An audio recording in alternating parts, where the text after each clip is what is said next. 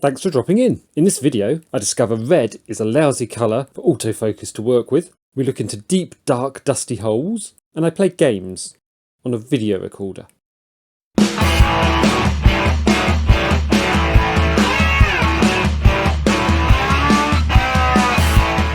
The smartphone has become an incredibly useful device in 2024. I remember a while ago reading an online article which had a photo of an advert from a 1980s electronics shop advertising all the gizmos and gadgets for sale back then. The article pointed out that nearly all the items for sale had now been pretty much replaced by just one, the smartphone. This included CD radio cassettes, televisions, cameras, calculators, alarm clocks, camcorders, credit and debit cards, landline telephones, tickets of all sorts, and even newer devices like PCs for basic email and web surfing as well as gaming, and sat-navs, all potentially replaced by the smartphone.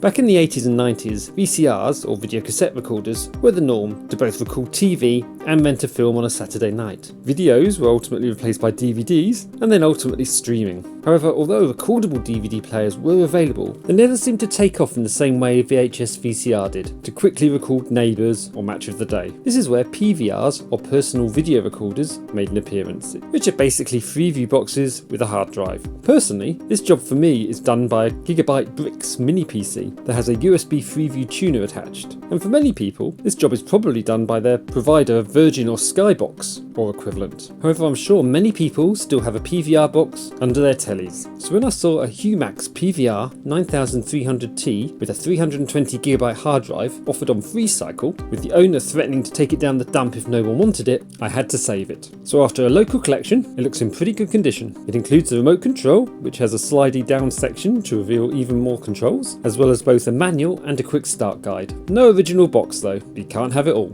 The back connectors have quite a crossover of old and new connections. From the left, there's an HDMI port, which is great, meaning it can still be used even with the most modern of TVs. Then there are some composite outputs, as well as a digital SPDIF audio out. There's a couple of old school SCART input and outputs for a VCR. There's a serial RS232C port, which is purely for connection to a PC to allow software updates. No over-the-net Wi-Fi updates here. There's then an aerial in, as well as a coax out for TV or VCR. The front looks similar to many TV boxes, taking the long, flat, old school VCR look, with a flap down section on the left, which covers over some physical buttons, which carry out many of the main functions of the remote, which is great, should the remote be lost or broken. There's a similar flap on the right, which reveals a dusty dark slot. This is apparently for a decoder card, should you need one to watch a paid for channel. For all intents and purposes, I think this function has basically been superseded by subscription streaming, or channels provided by a Virgin or Sky or provider, to their specific receiver boxes. Setting it up was as simple as plugging in the pre-attached plug, then connecting an aerial,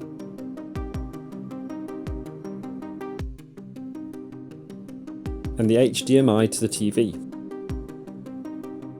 And we get power. The remote needed the usual two AAA batteries, and that too worked fine.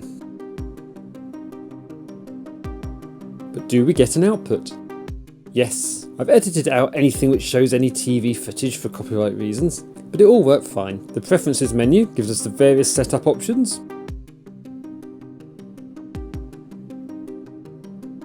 whereas edit channels does just that.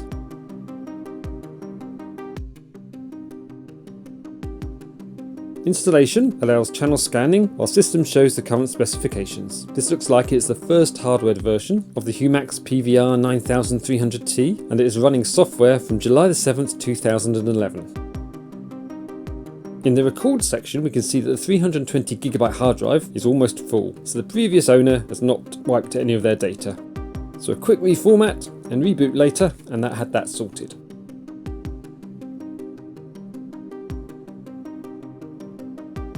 Interestingly, there are also some games included, accessed by pressing the G button under the sliding section of the remote, so not that obvious or accessible directly from any of the menus. The first one, Egg Egg, seems to be a puzzle game where you need to move the eggs into the nests. The second, Battle Sea, is basically Othello, where you capture your opponent's pieces and make them yours by placing one of your pieces at each end.